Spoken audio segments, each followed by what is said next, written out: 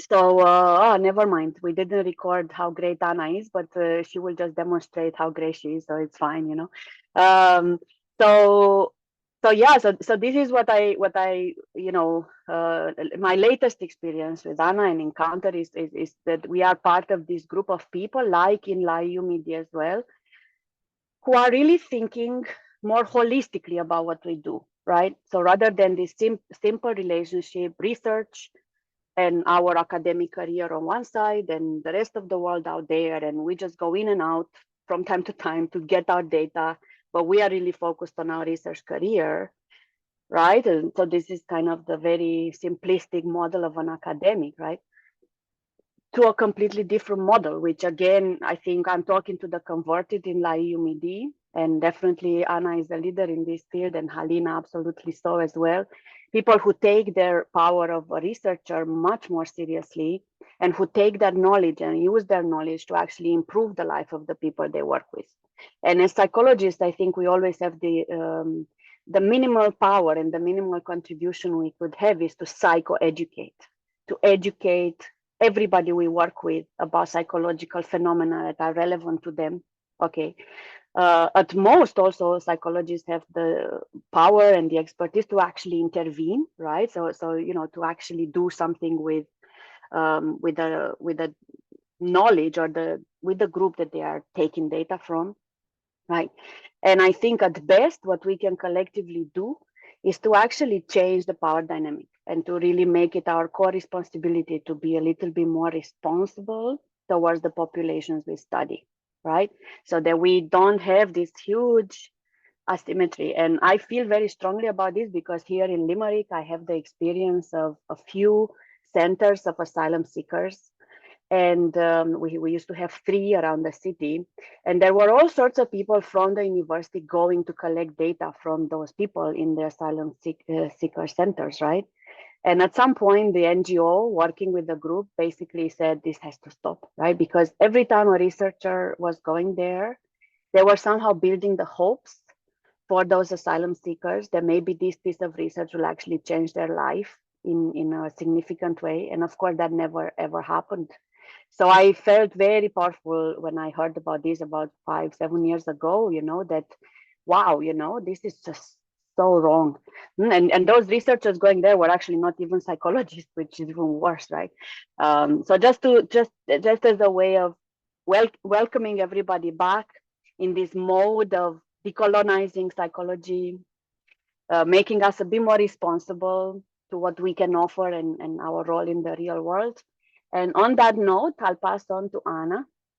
And Anna, if you want, you can also. Oh, it's published already. This is amazing. It's published already. That paper Yes. with Give Back is published already. I only witnessed the multiple emails of that paper, so it's great that you shared it with us. So I give the floor to you, Anna. You can share your screen. Okay, thank you so much, everyone, for being here. Also, Anka and the rest of the team for inviting me. And so I'm gonna start sharing my screen. Can you see it? Yeah, it's up. And then if you want to make it full screen, Yes, that's yeah. it. Whoops, sorry. Perfect. Yeah, you're on. Yeah. Okay, so I'm gonna present, and it's of course a different group. I'm gonna talk about my experiences conducting research in Chile, even though I'm not from Chile, and that of course also puts me in a very specific position, right, that has made me reflect a lot on my own positionality about conducting this work. And so I'm originally from Portugal, and I arrived in Chile first in 2014 for a short visit, then I came back in 2016. I was supposed to stay here for a year doing a postdoc, and I never left. So since then, I've been working with the Mapuche people, this indigenous group here in Chile. I'm going to talk a little bit more about the context in a little bit, but it has completely the experience of living in Chile, of being a migrant, but an European migrant, which of course also has different power dynamics and comparisons with other Latin American migrants. In Chile has made me reflect a lot and really position myself differently towards the research process and what we do as researchers. And I'd like to start with this quote on ethical considerations in research, right? So, according to Rogers and colleagues, researchers are not oblivious to the context in which vulnerable participants or potentially vulnerable participants find themselves, but we are inevitably part of that context, and therefore, once the research begins, we are a potential source of a new or exacerbated vulnerability, right? So when we go and, as Anka was saying, we go and we ask people about their life stories, about their perceptions of, for example, intergroup conflict, of collective memory, of post-colonial settings, we can actually activate some memories, some potential traumas, intergenerational traumas. So we as researchers should have, right, an ethical, political position in terms of the work that we develop and we carry out. So in that sense, I think it's very important to consider also the post-colonial settings in which we all work, because if we think about post-colonialism, it's everywhere in the world, right? And about coloniality and what it means to conduct research with minority groups, be them indigenous groups or migrant groups or even refugees, which of course are also a very different category to say it somehow and without being reducive, but yeah. So post-colonial societies are marked by colonialism and or imperialism, right? If we think about these two big waves of what it meant, the colonialist project of European nations all across the world, and the different times of colonization and colonialism that occurred in different countries. So Chile now is a case of a very specific settler society. Of course, it's not the only one, but it's a country in which a non-indigenous majority population that does not belong or is not autochthonous to this setting concentrates the political, the economic, and the social power of the country. So thinking mainly, for example, of the Spanish and Portuguese wave of colonizers and settlers that arrived in Latin America and started colonizing. And of course, this is a process that still happens to this day due to colonization, and until today, of course, continues to have consequences for the intergroup relations between indigenous groups and non-indigenous majority groups. And in Chile in particular, the social and cultural composition derives from the European migration who settled in this territory during the time of the colony and after the independence of Chile, and of course coexist with indigenous groups that have survived up until the present day. So why do we need to think about our societies in a post-colonial framework if colonialism ended? Well, it's because this has still consequences and continues to be relevant for social, political psychologists, even for therapists, as Anka was saying, to understand these power imbalances and how these power dynamics still affect, for example, what it means for the national identity of a country. For example, in Chile, the indigenous groups are not formally acknowledged by the constitution.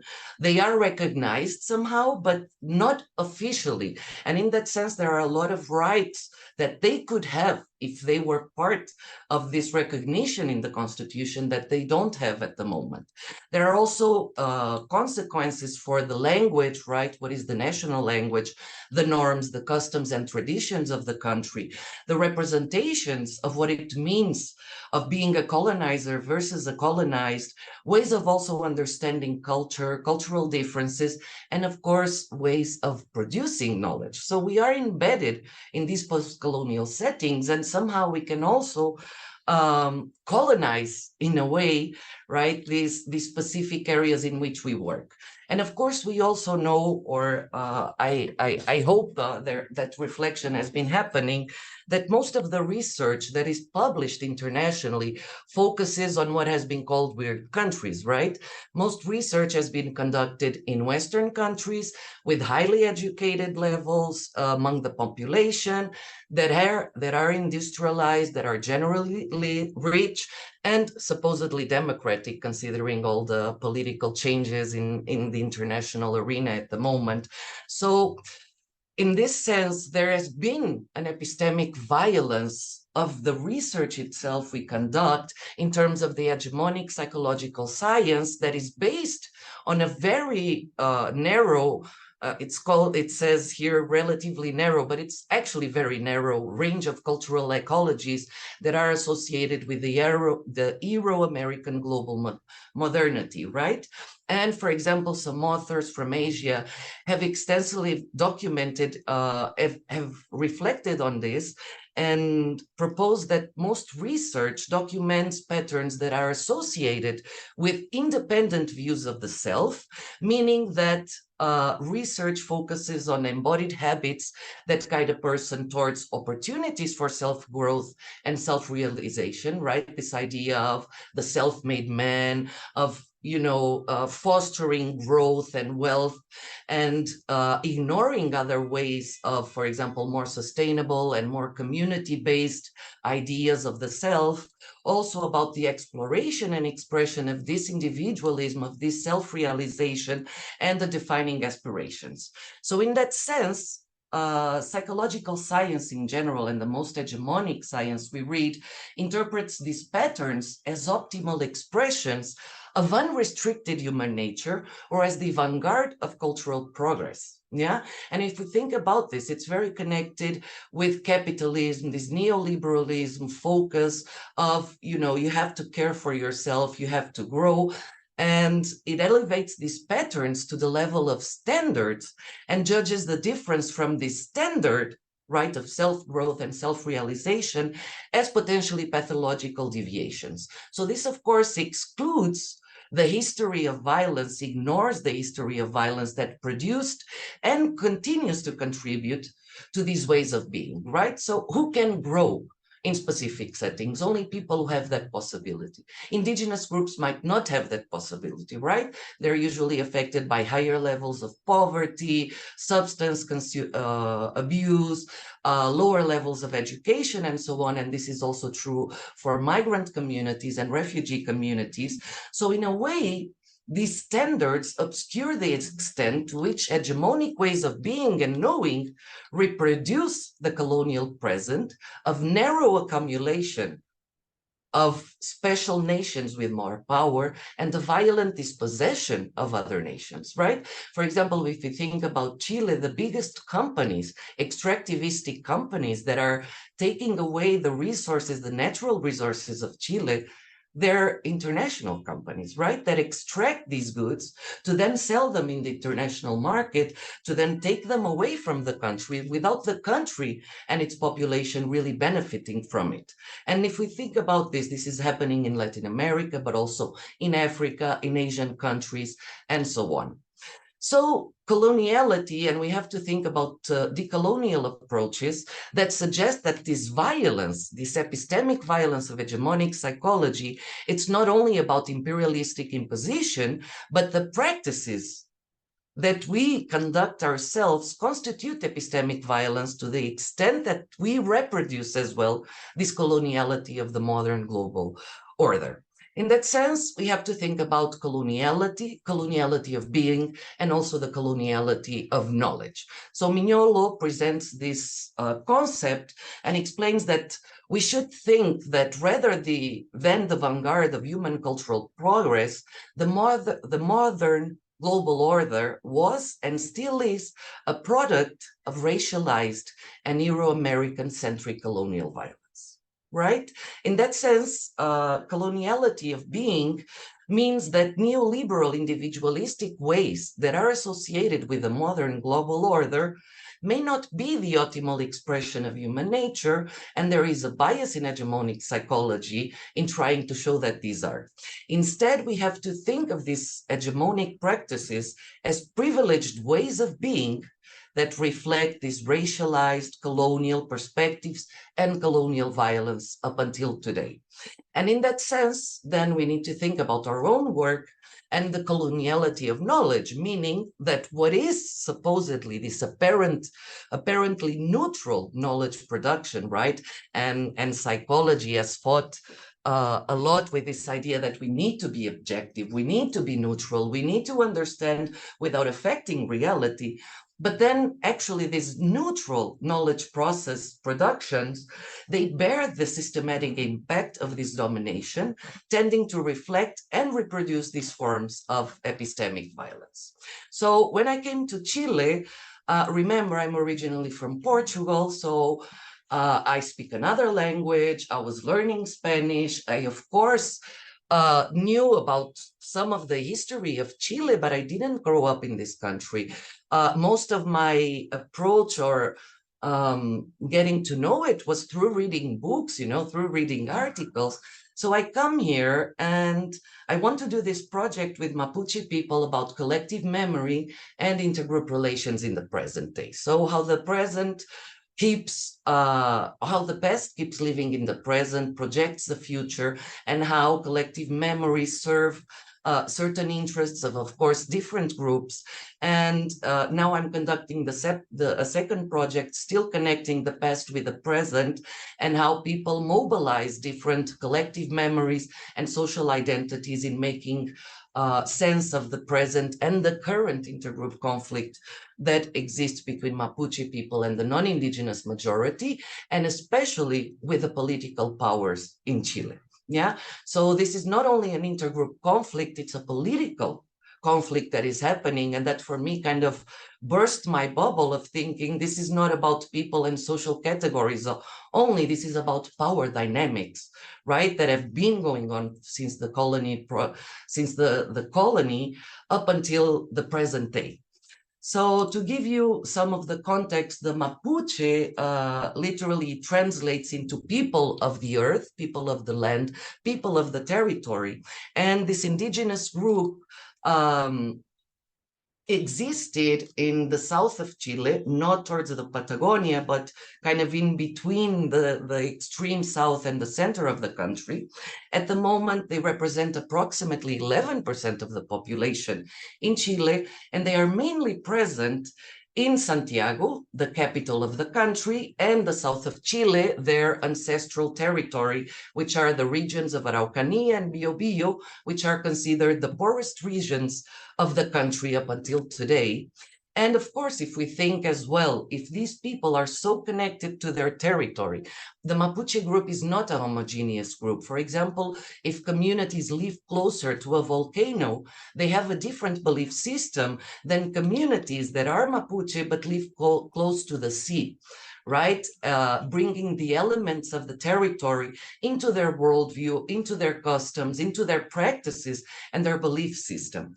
But due to, of course, forced processes of migration and the occupation of their ancestral territory, they have been going through a process of forced migration into the big cities. So, they are an autochthonous group. They are a group that lives in Chile, but they have also been going through processes of forced migration.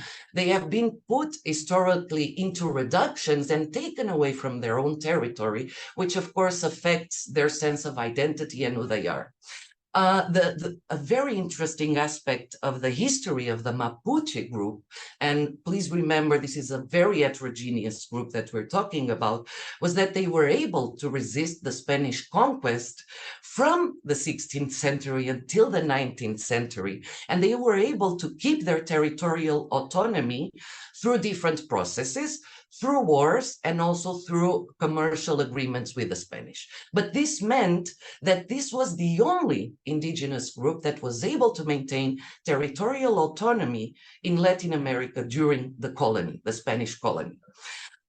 With the independence of Chile and the war for the independence, later in the 19th century, there was what has been called, and until very recently was called, the pacification of Araucanía, which was a military and civic invasion of this ancestral territory and the taking away of the land of these people through deception, through force, and also through títulos de merced, which were kind of agreements or supposedly fake agreements that led them to give up their land in very obscure ways, right?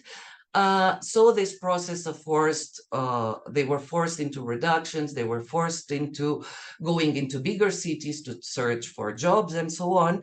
And the situation, I mean, there's a long gap here between the pacification, what was called, unfortunately, right, this idea of we're going to pacify the savages. And this is something that was taught in history books until 2017. Yeah, and only recently changed, of course, was made even worse during the military dictatorship, where there was further loss of territories, and Pinochet actually abolished the right to collective ownership of the territory that the Mapuche still had, which of course also brought a lot of tensions within the communities themselves, because now there's not a collective ownership. Someone, one person, one family owns the territory, and what are the rights of the community? So this of course also affects intra-group power imbalances and reduces what is this communal sense of being and living, right? With the transition to democracy in the 90s, there was an indigenous law, and they set up kind of an agency that supports indigenous people. But as you'll see, and I hope to talk a little about some results, but I want to focus mostly in the process. There have been some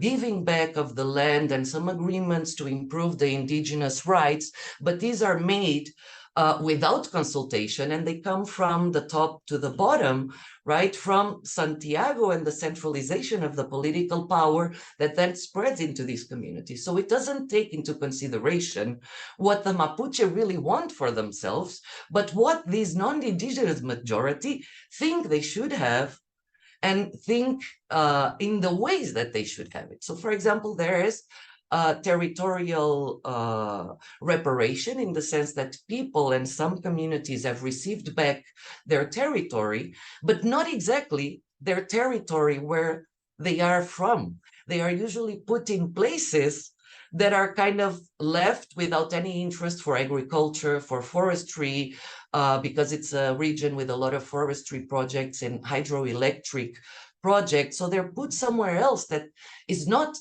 connected to their own identity. And up until this day, there is structural discrimination of these indigenous populations. They have higher levels of poverty, lower levels of education, and so on.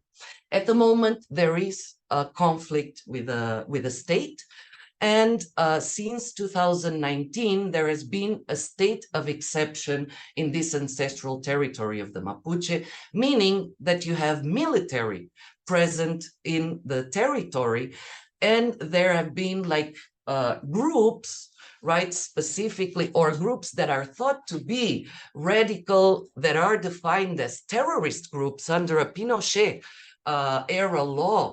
And Mapuche activists are prosecuted as terrorists, and they conduct, for example, some arson attacks in terms of the industry of forestry. But only very recently, if you see here, it's the 25th of September, the state was able to capture a Mapuche resistance group, the Lafkenche, which are a subgroup of these Mapuche, and they were able to arrest the 11 people that were high up. And the interesting thing that comes up is that this Mapuche resistance, defined as a terrorist group, doesn't have a single Mapuche person inside. There were cops inside, and it's thought that these are like extreme right-wing people who kind of set up these arson attacks to then kind of reinforce this idea of the state of exception and the idea that they need to be controlled. And this is not the first time that there is like a setup of this kind. It's not the first one, it's not the second, it's not the third. And it's very scary in a way to know that the Mapuche are being stigmatized as terrorists, as violent people, when actually many of these groups do not involve Mapuche indigenous people. So when I started doing my first project, I had my Gantt chart, right? I'm going to go to the south of the country. I'm going to conduct interviews both in Santiago, the capital, and in the south of the country, because the reality is very different in terms of territory, in terms of belonging to a specific space. And I thought that within 2 months, I had all my interviews, right? Because I was also I came with a project. I wanted to analyze collective memories, perceptions of intergroup relations, cultural adaptation models, but I thought I know nothing of the country. So I should start with qualitative work, exploratory work, right? And I decided to first do interviews, semi-structured individual interviews, to understand dimensions of collective memories, different dimensions of intergroup relations, and also cultural adaptation. So when I first arrived, especially in the South, I had to speak with gatekeepers, right, and representatives of different communities. I had to ask support from colleagues who work in the South and were already carrying out projects there. And all of a sudden I understood, this is not going to take 2 months. And this is not just coming here, doing an interview, saying thank you and goodbye. So I had to really embed myself into the cultural practices of these communities and what it meant to approach them, to invite them to be part of the project. So I was invited, for example, many times to go to meetings and first meet like the leaders, the loncos, the leaders of the communities. And I was always invited, and this was not just a regular meeting. I was invited to take mate with them, right? This very nice drink. I was invited to eat their bread, to eat their honey that they make themselves, to eat their jams that they make themselves, and really talk and also put myself out there, because they were very suspicious, because there is of course, an issue here. I have a grant from the state and they distrust the state. So what does it mean for us to talk with you? And who will have access to this data? Will the state? Who in the state will read these interviews? You have to explain, no one in the state is going to read the interviews. This is for research purposes only. But of course, people are suspicious because the state is problematic for themselves.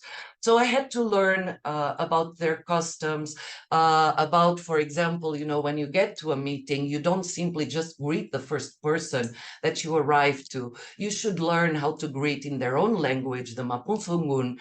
So I had people who helped me understand these dynamics, who helped me understand more of the cultural aspects of what it means to be Mapuche and really be part of this. Up until today, I have contact with Mapuche communities. They invite me to some of their ceremonies.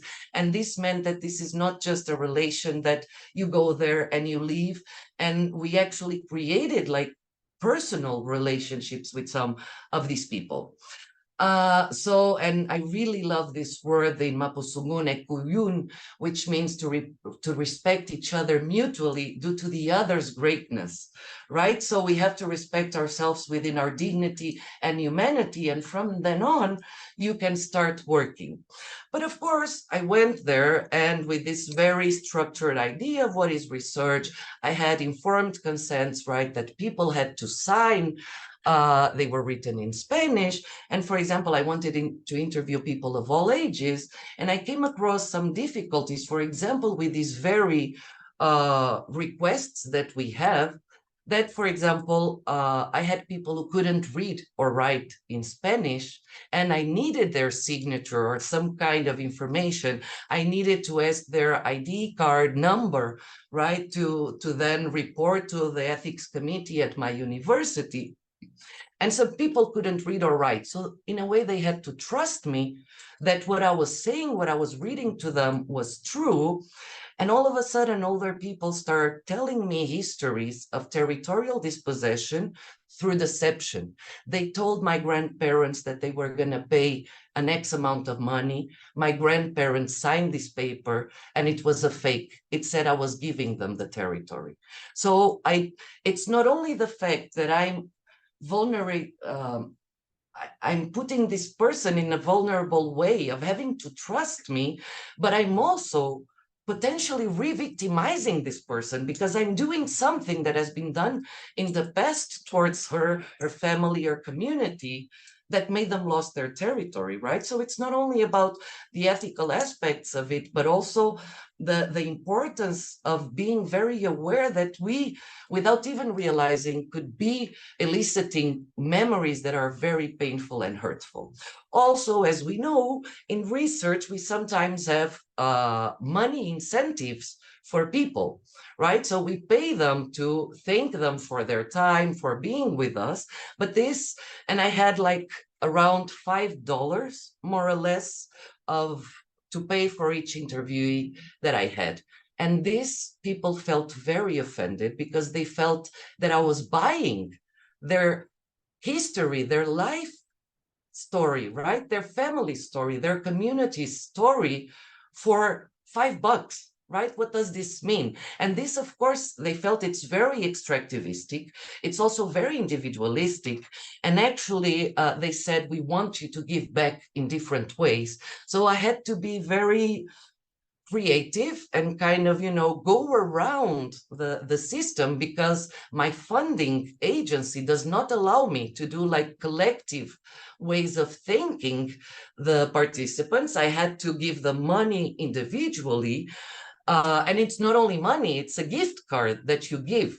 And how is a person going to spend a gift card if they live in a rural area that it's more expensive just to get to the city than these $5 to spend this money in a shopping mall, right? So there's a lot of problems with this. So I had to be very creative and find ways of giving back that kind of, didn't put me into trouble with the funding agent, but the agency, but at the same time weren't insulting to the people. So for example, with a specific community, what I was requested from them, and I actually had to get external funding in a different way from a different center, was that they were themselves going through a process of territorial recuperation, and they wanted to have like a legal assessment of their situation, because in this national agency, the lawyer that worked with the community wasn't paying attention, wasn't explaining the process. So basically what I did was hire a lawyer for this community and allow them the possibility to have legal consultation with the Mapuche lawyer specialized in indigenous rights, that did this consultation with them and also conducted workshops about indigenous law and indigenous rights with different communities, right? So this was a way of giving back beyond what the funding agencies expect from us, and also to respect in a way the needs of these people. During the field work, I also really learned about this active listening, right? We talk a lot about it, but what it means to really listen, to pay attention to what people are saying, to hear the specific words that are coming out of their mouth, and that are markers of something that goes beyond my theoretical background, and really respecting their way of explaining things, of telling their story, also of observing where I am embedded. I mean, I was going into people's homes to conduct interviews, sometimes very poor people, and being really respectful about that. I was fed like incredibly during the field work of this project. I gained a lot of weight because I was eating with these people and food that they make themselves, and it's so good. And that you cannot say no because it offends them. They are sharing with you and they want to share with you. And also non-imposing certain worldviews or ways of doing, and also realizing that, as I said, my own positionality put me in a very specific place. So for example, during the first project, I had a research assistant, a non-indigenous Chilean girl, was young at the time. I was a bit younger than now as well. And it was very interesting that we started realizing that the interviews that we did were different in and of itself, right? And this was due to our positionality. For example, participants with me really wanted to explain certain customs, what certain words in their own language mean, and they were much more descriptive. And for example, with my research assistant, they expected her to know these things because she's from the context, so they wouldn't explain this. Also, at times when we were talking about intergroup relations, they would encapsulate her within these intergroup relations because you guys did this to us, right? So we started making these very important reflections throughout the field work on what it means, right? Our own different identities being put out there in the field work. So after the field work, we also had to be very careful with the agreements and what we can and cannot achieve, right? So we had to discuss a lot with the people because they said, well, hopefully you will take this to the government, right? Hopefully the public policies being implemented are going to change through your research. And you have to tell them, you know, you have to manage these expectations and explain that we don't have that possibility. We're far away from that political power. What we can is push and give visibility to these issues, but we can't really change, right, their specific situation in the moment. Also, I had to reflect a lot about how to use and disseminate certain information that are shared by participants, right? For example, how they defend themselves and how they protect themselves when there are military incursions into the territory. This is something I don't want to share because it could be misused, right, by the military, by the police, and could put them in danger, especially young activists that I interviewed. And of course, this thing of giving back to them. I only have 5 minutes, so I'm going to skip some of the results that I had. And if you want, I'm willing to share this PDF. I don't know if then afterwards, after the conference, or if you want to get in touch with me. So I've already published some of this research and also some things about cultural adaptation and how we need to consider the history when we're dealing with cultural dynamics and power dynamics in terms of cultural adaptation processes. And in terms of final reflections, what I learned, and I've written 2 chapters, one chapter is in English, and this was with reflections from this first project. And then very recently, I published another one in Spanish because I will also want this knowledge to be accessible to the local community and not just at the international level. I want this to support other researchers. And so I did this with my new research team, kind of, reflecting on what was the previous project and what we have implemented. So lessons learned, we learned lessons in terms of ethics, in terms of theory, in terms of methods, and also institutional power dynamics. And for example, in the project that I have now, I have different forms of consent. I have oral consent, I have signed consents, and I really believe we need to prioritize structural changes to ethics committees in academia that really reflect the populations that we work with and respect their rights as human beings, respect their right, for example, to anonymity, that they don't have to give their ID card number when especially talking about such sensitive issues that could put them in danger or traumatize them in some way. I think we also need to rethink the funding mechanisms and their requisites, right? And this is all at the institutional level. What I also did was hire Mapuche people to my research team, have them be part of the entire process so that they can say, this is a no-go, or you can do this, but you have to do it in this way so that it's culturally sensitive and that it's respectful towards the communities, and having locally based teams in both La Araucanía and Santiago, because it's very different to go from here and understand what's going on there without living it on a daily life, right? Without living what it means to be Mapuche in this territory and having the military stop you over when you're going to take your child to school. No, and how violent that is. Throughout this project, we also had intercultural training. I am now in touch, and we became friends with a Mapuche lady who's a traditional teacher of Mapuche language and culture. So she trained us throughout the process. We also conducted, well, I didn't, this person did, conduct interviews in Mapunsungun for the people who wanted to express themselves in their own native language. And we put like processes of reflexive processes through the entire project, right? Moments in which we stop to think, in which we stop to reassess what we're doing, if we're being careful or not.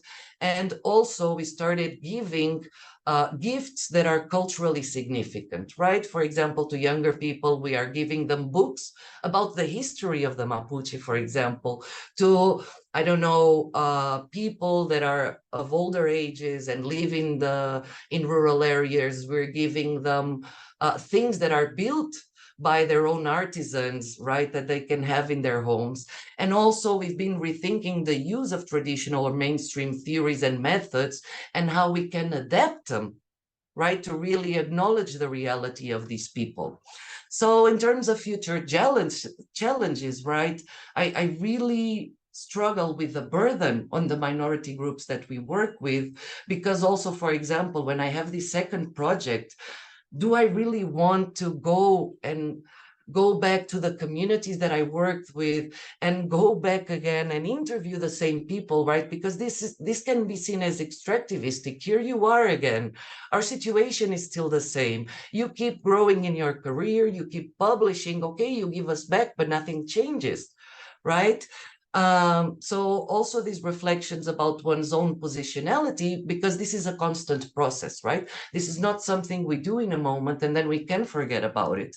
And also we need to think about the potentiality and the dangers of decolonial or anti-colonial approaches, because they can also get encapsulated and trapped within these hegemonic psychological practices of conducting research. And it's very easy to co-opt them and make them fall into this hegemonic process. And also, of course, the difficulty of giving back or making meaningful impact in our participants' lives. So I just shared this paper, and I'm going to leave you with some thoughts and general recommendations for researchers. Think about how our participants can contribute and can change the way we do research. We need to include participants throughout the process, even throughout thinking, you know, of the grant we are applying to and how we're going to include their own worldview and beliefs within this.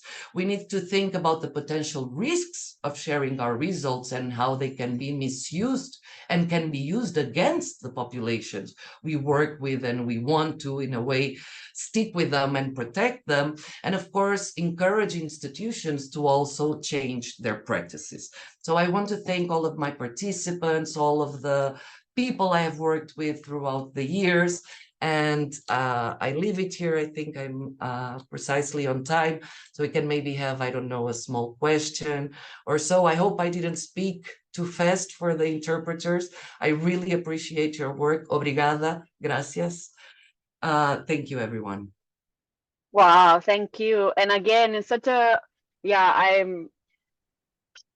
I'm left without words, right? Because again, I know that we are in a way a group of people who are already converted to so many of the ideas that you presented, and I love that. I love that, you know, all these things are being told in different voices and from different contexts. You know, I think what was really powerful is almost this for me. Everything was powerful. This craziness of the grant and ethical process, when this invasiveness, you know, and it feels very oppressive, very aggressive to ask somebody to sign things when they are illiterate or to give their passport identity number, and it just is so. And then also the other thing with the gift card, you know, like a gift card to people who live in the forest. I mean, it's just unbelievable, you know. And I think that Of course, this is you could say it's an extreme case, but I think it's not that extreme, because it would work exactly the same with Irish travelers, Irish gypsies here. You know, if Yes. you give them a card, a gift card, they cannot really use the gift card. They would rather have the money, right? Or in our Exactly. research, some of the people here on the screen were involved with sex workers. It was exactly the same. The university could not pay them unless they had a bank account or something. And of course, that was not possible because they only wanted cash, right? So we then had to also collaborate with the organization that could give the cash, right? So the university gave money to this organization, and so there's a lot of system changes even within the research institutions that you highlighted, that are really strong. You know, I mean, of course they sit within that larger context of colonialism and the kind of westernization of how we do research and the things we think about. But I think you made such a powerful example, you know, of how everywhere it is, right? Everywhere, like in every aspect of research. Thank you so Yeah. much. I don't know if somebody else wants to ask a question. I have so many, but I try to hold back. Um, I'm also a little bit worried about time, because yesterday we kept running out of time. So Anna, Mona, do you want to ask a quick question? Yes. Wait, Yeah, I was you're trying to switch there. my camera. Let me see. Okay. Yeah. So thank you so much for the presentation. It was really inspiring, and I really love the input. To me, the emotions that come up when I hear those kind of talks, they're kind of mixed, because then when I think it's amazing how deep you go into your research and all the ethical considerations you make that sadly enough other researchers don't make. So you're a really good role model of how conscious we can be of our work. Mm, so that makes me happy and hopeful. But then I'm also feeling sadness and a bit overwhelmed, because those considerations make me think, should we conduct this research at all? In general, what do we do research for if we already know that it doesn't have the political impact that communities are hoping for? And is the act of conducting research in general, isn't that somehow problematic? So I don't know. I was hoping maybe you have a more hopeful response to this. What brings you back to believing in the impact of research, the Thank positive you so impact? much, Mona. I think it's a really powerful reflection, what you're saying, and it's true. Sometimes I do become very helpless, and I think this is not worth it, because that's the fact. You have a state of exception. These people are being mistreated on a daily basis, no? And nothing changes. And now we have a left-wing government, and nothing changes either. But I think at least through making this more visible, right? Because if you don't do research, then this is kind of, you just put it under the rug and no one really sees. So maybe if we can start saying, this is happening, these people are struggling, and more research is being carried out. Like, for example, I'm so inspired by a group of Mapuche historians that are thinking collectively about this, that are kind of rethinking their history and writing their books and putting themselves out there in different ways, saying, now this is our time, to tell our history. And also, I think we need to go through education, and also having more Mapuche people conducting research themselves, to make it coming from their own voices. And for example, that's what I try to do by having research assistants that are Mapuche, making them think about doing research, about putting their own voices out there. I think it's the visibility, because if you do nothing, then it doesn't exist, right? And someday I hope that people will start listening. I mean, this government that is now in power, I've seen them do like citizen roundtables, for example, in terms of discussing mental health. That this has never been done. Hopefully someday they're doing citizen and expert roundtables about indigenous rights. hopefully this will come, right? Because I see it already with mental health issues, and this wasn't expected 5-10 years ago. So I don't know, let's try and keep hope, you know? Yeah, I Thank have you. to give the word to Halina as well. And go ahead, Halina, you're on mute. It's two very brief comments from my field experience. Always very good way to help local population if you not suppose or cannot give any financial incentive, is to look how you can help children. And that's from my Northern Caucasus, Chechnyan population experience. You don't give them money. They are people of honor. You will offend them, but you can really help at schools to get teachers more knowledgeable about the culture and treat these children fairly. That's the one comment. The second comment about ethic committee. We have always the option to put in the ethic application, no signed agreement will be collected. Instead, recorded agreement translated into local language and only orally delivered. I think that's the second opportunity. This is untrue. This is just a bloody lie that all agreement must be signed. Not true. You must have agreement, but the way the agreement is up to you. And I think it's worthwhile to consider that. This is just a too brief comment. Definitely.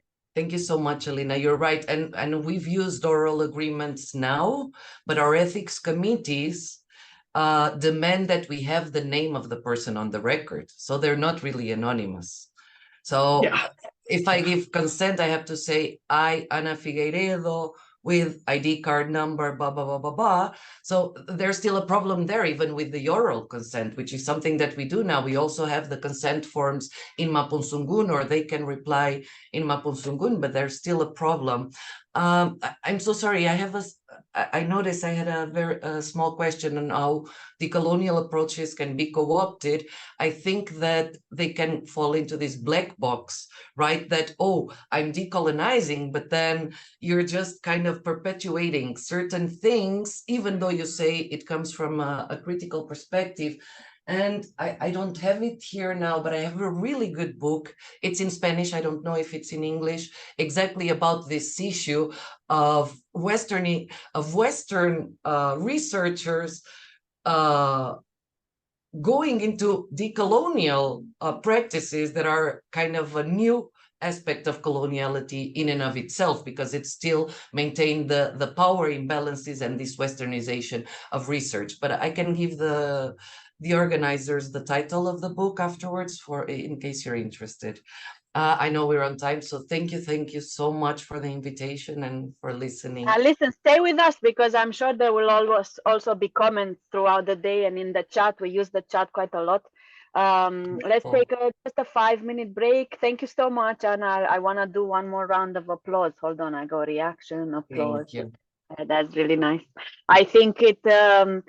This is the power of hearing these full stories, right? That you really get so much out of it in terms of theory, practice, in terms of solutions. I love this idea from Halina that, no matter what the culture is, people will always care about their own children.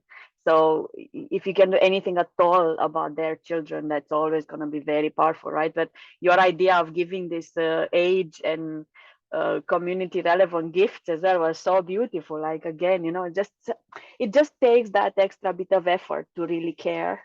And that's definitely something I take away. Cool. Then I will see you all in, well, now it's 2 minutes.